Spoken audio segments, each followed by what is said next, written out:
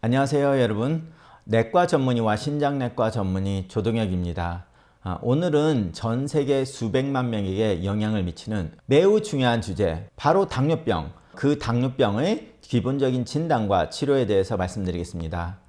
그동안 당뇨병과 합병증들에 대해서 굉장히 자세하게 제가 많이 이야기를 했었는데요.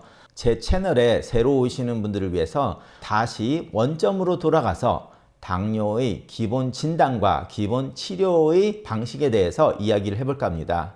어제 시청자분께서 당뇨가 있으신데 그 진단에 대해서 모르셔서 이 기회에 이렇게 다시 한번 기본적인 부분에 대해서 리뷰를 해보려고 합니다.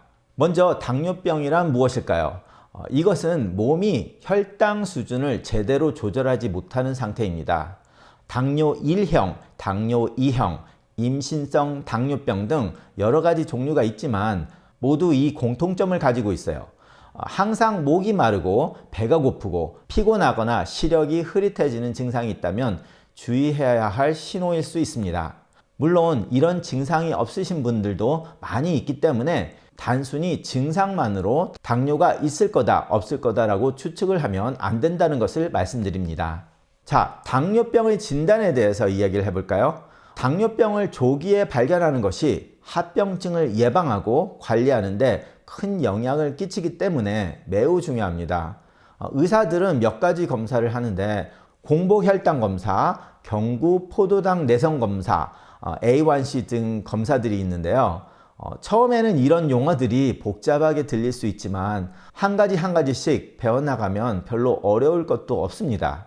당뇨, 고혈압, 고지혈증 같은 병들은 생활 습관에서 오는 병이기 때문에 환자가 그 병에 대해서 잘 알아야지 그 치료도 쉽고 더 나아가서는 약 없이도 더 건강하게 치료할 수 있기 때문에 자신의 병에 대해서 잘 아시는 것이 꼭 필요합니다. 다시 당뇨병의 진단을 이야기하자면 다음 4가지 중에 하나라도 있다면 정식으로 당뇨병의 진단을 받게 되는데요. 이렇게 당뇨병의 진단을 한 번 받는 사람은 한 번 당뇨는 영원한 당뇨, 나중에 좋아지더라고 하더라도 당뇨병이 있는데 조절이 잘 된다고 표현을 하지 당뇨병이 없어졌다고 하지 않는다는 것을 꼭 기억하셔야 합니다. 계속 만성적으로 있는다는 거죠. 자, 그래서 그 진단을 어떻게 하냐면 첫 번째, 공복혈당이 126 이상. 여기서 공복혈당이라고 말하는 것은 최소한 8시간 동안의 공복 후에 잰 혈당입니다.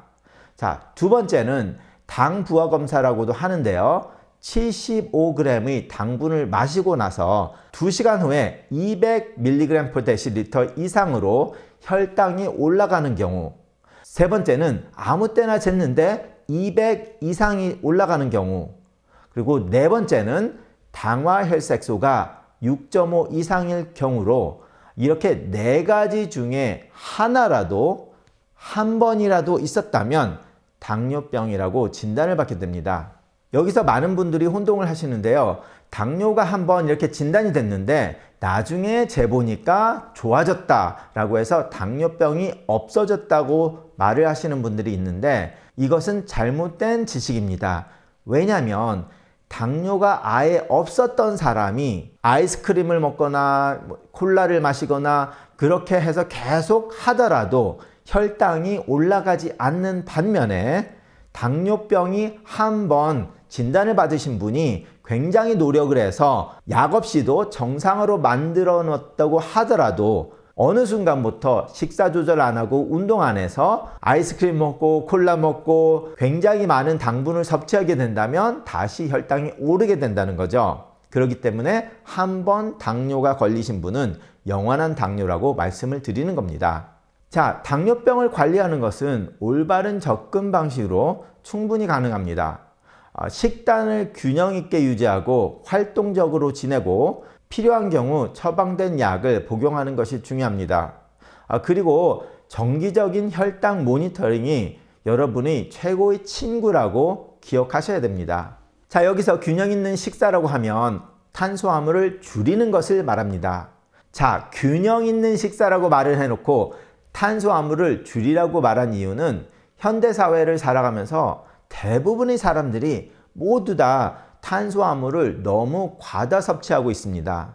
따라서 건강한 사람조차도 탄수화물을 줄이면 좋겠지만 당뇨병이 있다면 더욱 더 줄여야 된다는 것입니다.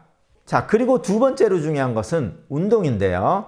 이 운동은 어떤 운동을 하든 다 도움이 되겠지만 이왕 운동을 하실 거라면 해야겠지만 그 운동 중에 고강도 간격 운동으로 3분에서 5분 안에 다리를 써서 하는 운동으로 숨이 차게 하는 운동을 말합니다. 3분에서 5분 정도의 운동 후에 1분에서 2분 휴식을 하고 그것을 한 세트로 해서 3번에서 4번 반복을 해서 15분에서 20분을 채우는 운동을 일주일에 3회에서 4회 해주시는 것이 좋습니다.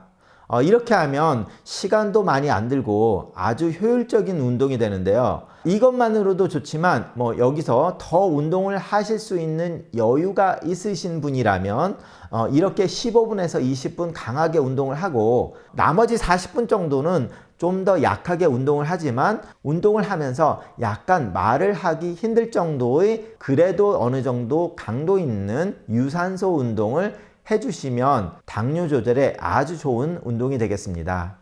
예전에도 좀 했지만 앞으로도 당뇨에 좋은 식사나 운동에 대해서는 기회가 되는 대로 조금씩 만들어 볼 테니까 이런 토픽을 원하신다면 좋아요를 눌러주시고 아래 댓글에도 남겨주시면 제가 참고하고 그런 토픽에 대해서 좀 더 이야기를 해보겠습니다. 당뇨병이 있으시다면 당뇨병에 있어서 가장 중요한 것은 그 합병증을 예방하는 겁니다. 당뇨병은 심장질환, 콩팥의 신부전, 시력 손실, 신경 손상과 같은 심각한 문제를 일으킬 수 있지만 이러한 합병증을 예방할 방법들이 많이 있습니다. 정기적인 검진, 그리고 지금 말씀드린 건강한 생활 습관을 유지하고 자신의 상태를 알고 거기에 맞추기 위해서 계속 정확한 정보를 얻어서 생활 습관을 향상했을 때 이러한 합병증에 대한 여러분이 방패가 될 것입니다. 건강한 식사와 적절한 운동이 가장 중요하겠지만 자신의 당뇨 상태가 어떤지에 대해서 파악을 항상 하고 있고 그래야 조절을 하는 데 도움이 되기 때문에 당뇨가 있다면 3개월에서 4개월마다 혈액 검사를 통해서 신장 기능도 파악을 하고 당화혈색소로 당뇨의 상황도 파악하는 게 꼭 필요합니다. 자, 당뇨병을 이해하고 관리하는 방법에 대한 간략한 설명이었습니다. 처음에는 압도적으로 너무 많은 정보라고 느낄 수도 있지만 많은 지식이 있다면 당뇨는 충분히 어렵지 않게도 굉장히 좋은 효과를 낼 수 있는 병이 되겠습니다. 그리고 그 여정이 혼자가 아니라는 것을 꼭 기억하시기 바랍니다.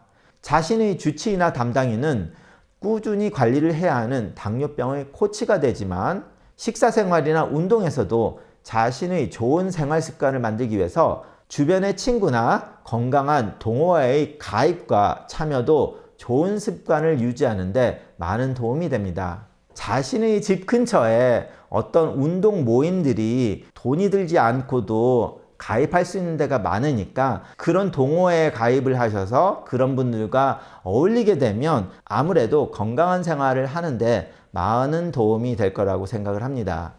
시청해 주셔서 감사하고요. 여러분 이 영상이 도움이 되셨다면 좋아요 눌러주시고요. 더 많은 건강 이야기를 위해서 구독 버튼을 눌러주시면 감사하겠습니다. 질문이나 여러분의 경험을 공유하고 싶으시다면 아래 댓글에 남겨주시면 감사하겠고요. 제가 모든 댓글에 답변을 못하지만 다른 분들에게도 도움이 될 거라고 생각되는 댓글이나 질문은 제가 다음 하는 영상 강의에 참고로 해서 강의를 해보도록 하겠습니다. 감사합니다.